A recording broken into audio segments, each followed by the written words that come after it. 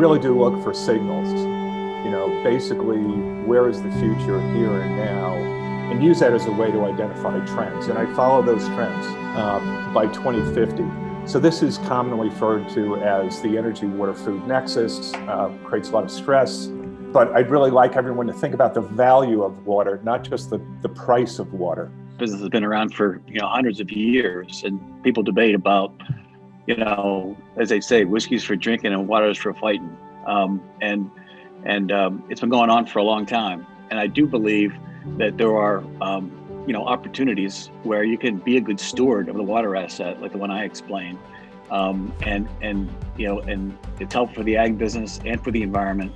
And also it helps the local community, deal with access to clean water for expansion, because as many of you know, you cannot get a building permit in parts of the West unless you have a 100-year assured water supply. And I mean, at some point, from an infrastructure standpoint, right, the public sector has to step in and invest a lot of money, right? The problem is, when is that going to happen? How long is it going to take, right? In the meantime, you've kind of got to rely on the innovation and other activities. Is that right? I don't. Oh, go ahead. Well, to that point, I now have $1 trillion. I'm the government. How do I allocate that? Well, I think that's a lousy way to spend. I give would it back not to give the taxpayers.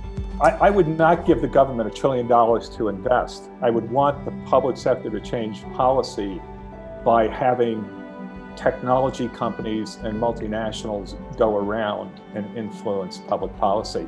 A good example is what happened in California. The ag sector did not have to measure groundwater levels. Just building on that comment, we're very focused on the price of water. We really need to look at the economic value of water, and the social value of water to start making better public policy decisions. So, really until that happens, it's going to be this tug of war. And I think actually California's done better than they have historically in terms of passing things like the Sustainable Groundwater Management Act that, is a fuel for companies like Aquaoso that John mentioned. So innovation happens slowly in the public sector, but it's got to happen for us to make better decisions on how we use that gallon or liter of water. In terms of diagnostics detection, do I have PFAS in my water? How much PFAS? Where is the PFAS? What kind of PFAS? And then destroying it. We segmented it into those two buckets, DX and RX. The RX side will not be an investment opportunity until the shoe drops from the federal government, which we don't think will happen anytime soon. I hope I'm wrong. But even Biden administration, 6 years to get regulation to go in on PFAS. So it is a problem. It's in our water supply. So we think the only way to play it in the near term is diagnostics. Do I have it? What kind do I have? And how much? Communities will still be, and corporates will still be concerned about that, and they will be pulling for tools that enable them better visibility into PFAS and then therefore control. Destruction, it's a 5 to 10 year thing, in our opinion. I will say, as a conservation-minded individual, we have to continue to realize, we have our one-to-one influences also.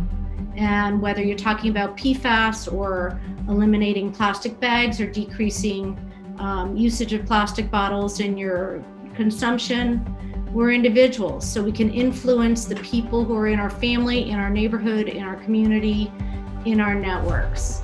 And so I guess in terms of next step dialogue, I'd first just, want to say how much I appreciate the opportunity to bring together so much discussion today, because we all are moving forward to, build a sense of hope and inspiration for a healthy planet going forward.